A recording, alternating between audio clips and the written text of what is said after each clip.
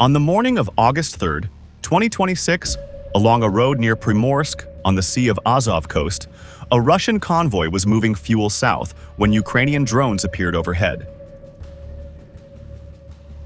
Within a short time, 2 fuel tankers were burning. Ukraine also reported that an escort vehicle had been hit, while the remaining tanker accelerated away from the area. Convoys like this are moving through a corridor that stretches from the Rostov region along the Sea of Azov through Mariupol, Berdyansk, and Melitopol before connecting toward Crimea. On the map, the route is still open. On the ground, the way Russia uses it has changed. Trucks are beginning to move in smaller groups. Travel times are shifting. Secondary roads are being used more often, while escort vehicles, electronic warfare systems, and other anti-drone measures are appearing around more transport convoys. This creates a clear paradox. Fuel can still move south, but to deliver the same cargo, Russia now has to use more vehicles, more layers of protection, and more time than before. So what is happening on the road to Crimea? And does Ukraine really need to cut this corridor completely for it to become a serious military problem? Join military force as we break down what this attack reveals. At Prymorsk, the target was not a refinery or a fuel depot fixed to one set of coordinates. It was a convoy already moving south. On August 3rd, Ukraine's unmanned systems forces reported a strike near occupied Prymorsk in the Zaporizhzhia region. Video released by Commander Robert Madyar Brovdy showed 3 Russian fuel tankers traveling in the same formation. 2 were hit, while Ukrainian reporting also said an escort vehicle was destroyed. The 3rd tanker continued beyond the attack area. That result needs to be kept in proportion. Losing 2 vehicles from one convoy does not mean Russia is losing 2/3 of all fuel transports moving toward Crimea.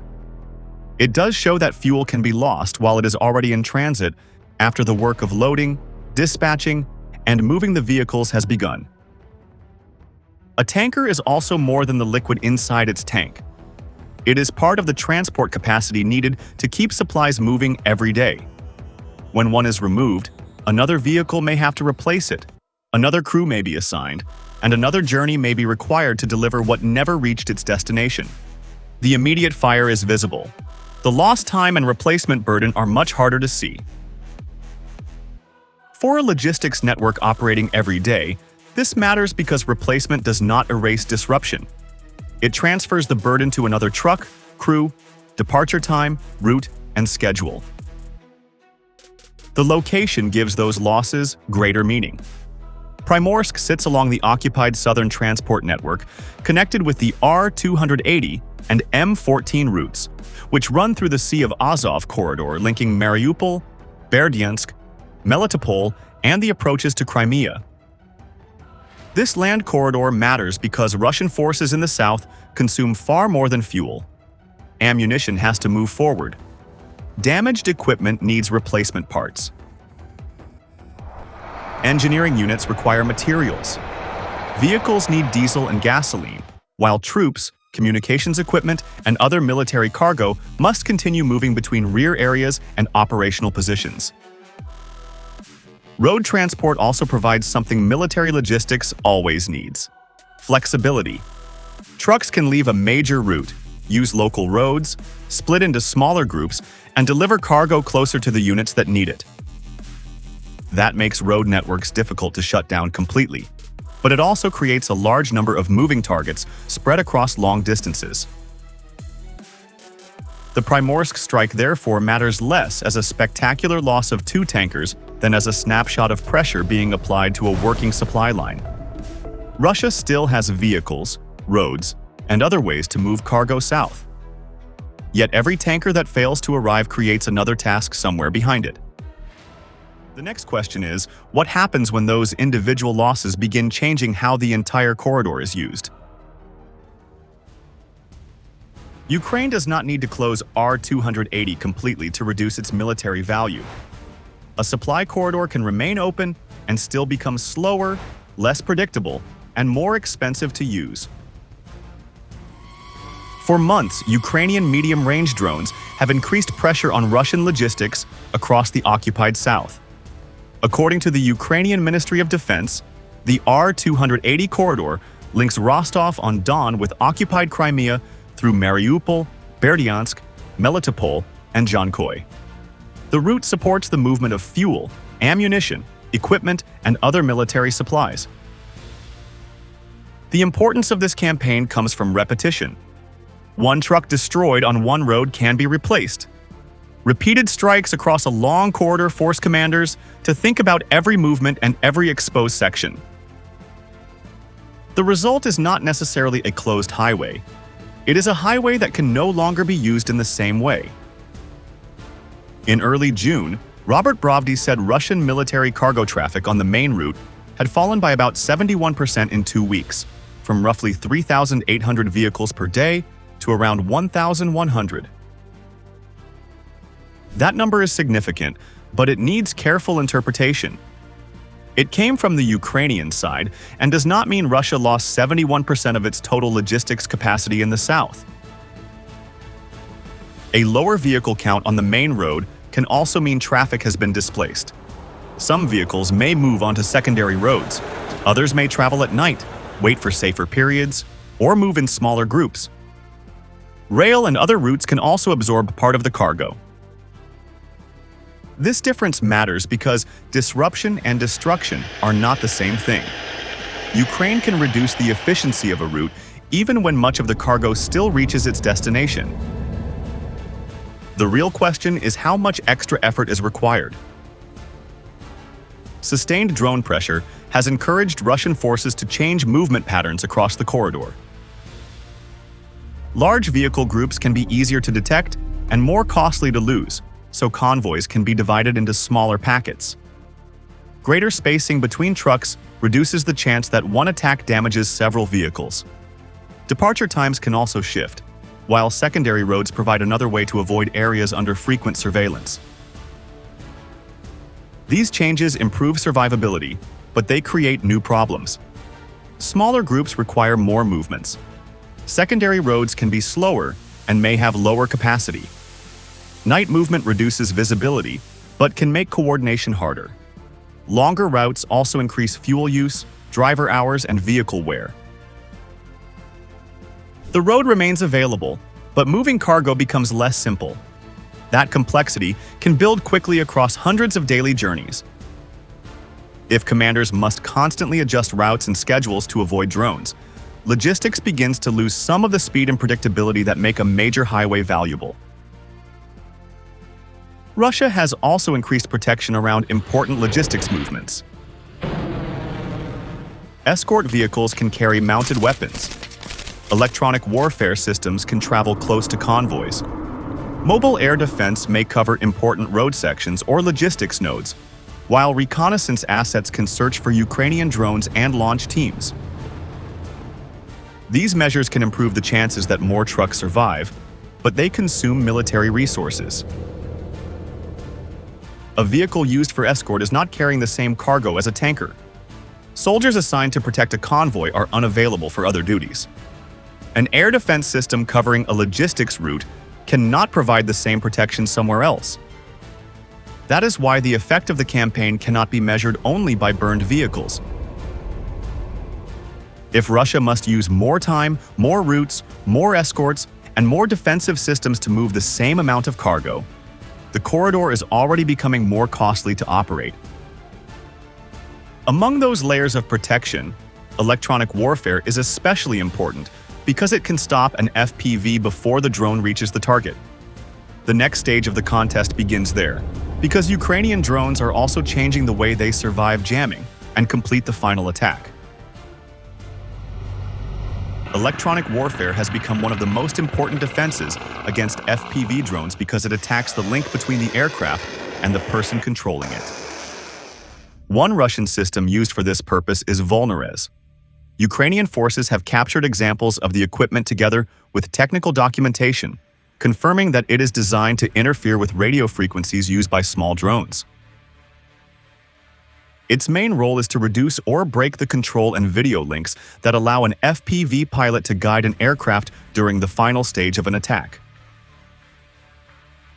A jammer does not need to destroy an FPV physically. If it removes the pilot's ability to see the target or send corrections, the drone can lose direction, miss the vehicle, or crash before reaching the convoy. However, the available video from Prymorsk does not clearly confirm that the escort vehicle traveling with the fuel tankers carried Volnorez itself. A basic FPV usually depends heavily on a continuous connection with its operator. The pilot watches a live video feed and sends steering corrections as the drone approaches the target. If the signal disappears at the wrong moment, the aircraft may continue on its last heading, but the operator can no longer respond to a turning vehicle or sudden obstacle. This weakness gave electronic warfare an important advantage during the earlier stages of the FPV war. For that reason, Volnorez should be treated here as an example of broader Russian counter-FPV protection, rather than as a system positively identified in the Prymorsk engagement. The distinction also matters because not every drone reacts to jamming in the same way. Ukraine has been working to reduce that dependence. Some Ukrainian strike drones now use target lock, visual tracking, or onboard terminal guidance. The operator can select a target before the final approach, then software continues following the object through the camera. If the radio connection becomes weaker afterward, the aircraft may still continue toward the same vehicle. This does not mean every Ukrainian drone is fully autonomous, and it does not mean electronic warfare has become ineffective. There are several levels of automation. One drone may simply hold a target that a human selected. Another may make small corrections during the final seconds. More advanced systems may combine visual navigation or other onboard processing. These functions should not all be described as artificial intelligence in the same way. For the Prymorsk strike, the exact guidance configuration of the two attacking drones has not been made public. It would therefore be inaccurate to claim that they definitely used autonomous terminal guidance to defeat Russian jamming. The competition between FPV drones and electronic warfare is becoming harder for both sides, especially as both armies shorten the cycle between adaptation and response. Russia can expand jamming coverage, change frequencies, and place more systems on vehicles. Ukraine can respond with frequency hopping, stronger onboard processing, and guidance methods that depend less on a constant radio link. Russia can then add gunfire, mobile air defense, and other protective layers around important convoys. Ukraine can change approach routes or guidance methods. The advantage is temporary because every successful countermeasure gives the other side a reason to change. That is why the contest is increasingly about adaptation speed rather than one system defeating another permanently. But surviving a jammer only solves one part of the attack. A moving tanker still has to be found, tracked, and hit before it leaves the interception area. And that is where the wider reconnaissance and strike chain becomes decisive. A moving tanker creates a different problem from a refinery, depot, or bridge. Fixed targets can be studied, their coordinates can be stored, and the strike window can remain open for hours. A convoy changes position every minute. Its speed can rise or fall, vehicles can separate, and a road turn can move the target outside the expected approach line. That makes intelligence, surveillance, and reconnaissance essential. Ukraine must detect the convoy, identify which vehicles matter, follow their direction, estimate speed, and pass information to the strike team before the opportunity disappears. Reconnaissance drones such as the Lelika family can perform search, tracking, and battle damage assessment. However, there is no evidence confirming that a Lelika 100 directed the Prymorsk strike. Mobile interdiction depends on a live picture of the battlefield, because coordinates that were accurate several minutes earlier can be useless. A successful attack on a moving vehicle is built from connected steps. The target must be detected, classified, tracked, assigned to a strike asset, approached, engaged, and then assessed. Each stage depends on the previous one. Speed matters because delay works in favor of the convoy. A tanker can leave drone range, vehicles can split onto different roads, an escort can notice suspicious activity. Weather or terrain can interrupt visual contact. Even a small delay between detection and launch can force the strike team to recalculate the interception point. This is why the kill chain matters more than the impact alone. The drone seen in the last seconds is only the final element of a larger process involving sensors, communications, operators, and timing. Russian escorts have a useful role inside this contest. Mounted guns do not need to shoot down every incoming drone to matter. Forcing an FPV to change direction, disturbing its final approach, or saving one vehicle can improve convoy survival. When guns operate alongside electronic warfare and other defensive tools, the attacker faces several problems in sequence instead of one. The danger does not end when the drone reaches the convoy. The Ukrainian team that launched it can become part of Russia's targeting process. Russian reconnaissance aircraft can search for antennas, vehicles, launch positions, or unusual movement near the attack area. Radio frequency detection can help narrow the search if operators transmit for too long. Once a likely position is found, artillery, strike drones, or other weapons can be directed toward it.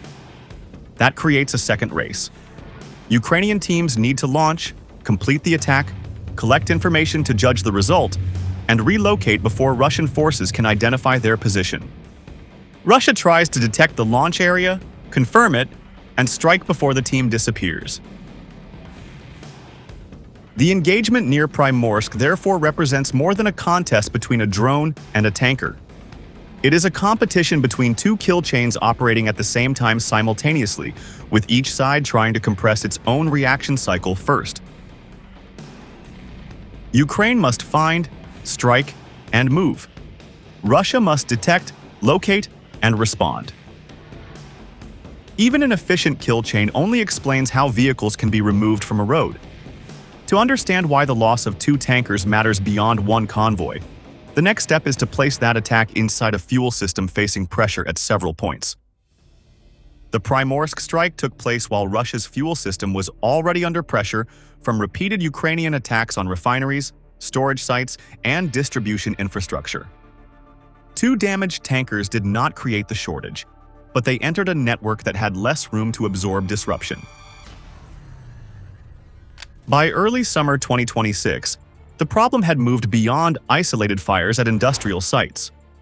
Reuters reported that refinery shutdowns and reduced output were cutting into domestic gasoline availability, while seasonal demand remained high. At one stage, industry estimates suggested gasoline production was covering only about 65% of seasonal demand, leaving a daily shortfall of roughly 40,000 to 45,000 metric tons. The scale matters because it shows why the loss of a few vehicles should not be treated as the cause of the crisis. The wider problem begins earlier, where crude oil is processed into fuel. Once refinery output falls, pressure moves through the rest of the system.